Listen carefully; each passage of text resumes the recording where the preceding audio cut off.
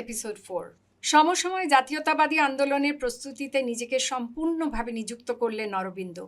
তিনি যোগ দিলেন সরলা দেবী চৌধুরানীর প্রদর্শিত বিপ্লবের পথে তাঁর ভাবধারায় অনুপ্রাণিত দেশের জনগণের সঙ্গে।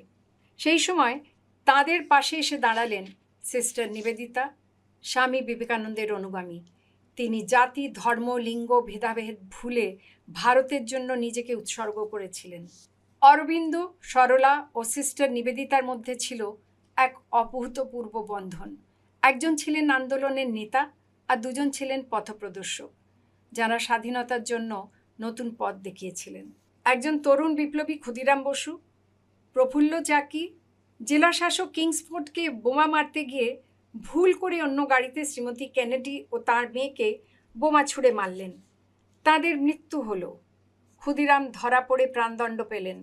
প্রফুল্ল আত্মহত্যা করলেন নিজের আগ্নেয়াস্ত্র দিয়ে। অরবিন্দের কলম ও চিন্তাধারায় তরুণ প্রজন্ম উজ্জীবিত হয়ে উঠল। ক্ষুদিরাম, প্রফুল্ল চাকির হাত ধরেই শুরু হলো সশস্ত্র বিদ্রোহ।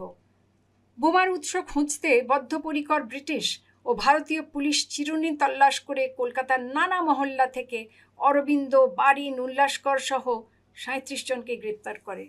আলিপুর বোমা মামলায় অরবিন্দ ঘোষ, তার ভাই বারিন এবং আরও ৩৭ জন বিপ্লবীর সঙ্গে অভিযুক্ত হন। জেলে থাকার সময় গীতাপাঠ, স্বামী বিবেকানন্দের প্রভাব ও আদর্শ তাকে আধ্যাত্মিক জীবনের দিক নিয়ে যায়। এই মামলায় চিত্তরঞ্জন দাস ৮ দিন ধরে ৩৭ জন অভিযুক্তের পক্ষে সওয়াল করেন। বিচারপতি বিচক্রফট বারিন ঘোষ ও উল্লাসকর দত্তকে ফাঁসির সাজা শোনান। অন্যান্যদের যাবজ্জীবন ও বিভিন্ন মেয়াদের কারাদণ্ড দিলেও অরবিন্দকে মুক্তি দেন। তার রায় এই মামলার সবচেয়ে গুরুত্বপূর্ণ আসামি অরবিন্দ ঘোষের।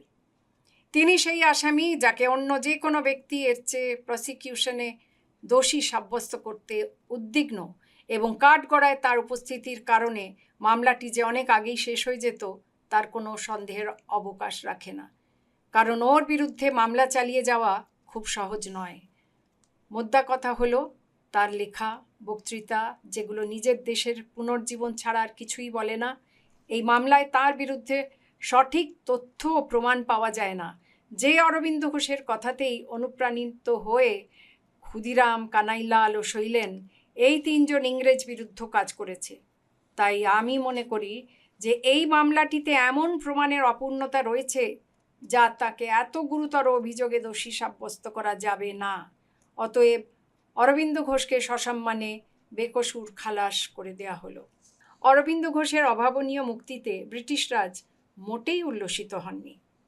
কিভাবে তিনি বেকসুর খালাস পেলেন তা নানাভাবে জেনে ফেলে আবার বিচারের কথা ব্রিটিশ কর্তৃপক্ষ বিবেচনা করেছিলেন। অরবিন্দ ও শুভানুধ্যায়ীরা তা জানতে পেরে ইংরেজ অধিকৃত নয় এই রকম ফরাসি উপনিবেশগুলিতে স্থায়ীভাবে থাকার কথা চিন্তা করলেন। চন্দননগরে বিপ্লবী নেতা মতিলাল রায় ১ মাস অরবিন্দকে তার বাগানে তক্তা রাখার একটি কুঠরিতে লুকিয়ে রাখলেন। এখানে তিনি নিজেই অরবিন্দকে খাবার দিতেন। কারুর যাবার অধিকার ছিল না সেখানে। একদিন মতিলাল বাবু স্ত্রী পরিষ্কার করার জন্য কুঠরিতে ঢুকেই জিভ কেটে বেরিয়ে আসেন। উত্তেজিত অরবিন্দ সেদিন মতিলালকে বলেন, জানো, আমি আজ মা কালীর সাক্ষাৎ করেছি। মতিলাল সবাইকে অরবিন্দ সম্বন্ধে বললেন, কি সরল মানুষ দেখেছ। এরপর চা বাগানের যেসব গ্রাহক বিপ্লবী পত্রিকা রাখতেন তাদের নামে 2 জনের বেনামি টিকিট কেটে মতিলাল অরবিন্দকে এক সঙ্গী দিয়ে পন্ডিচেরি পাঠিয়ে দেন।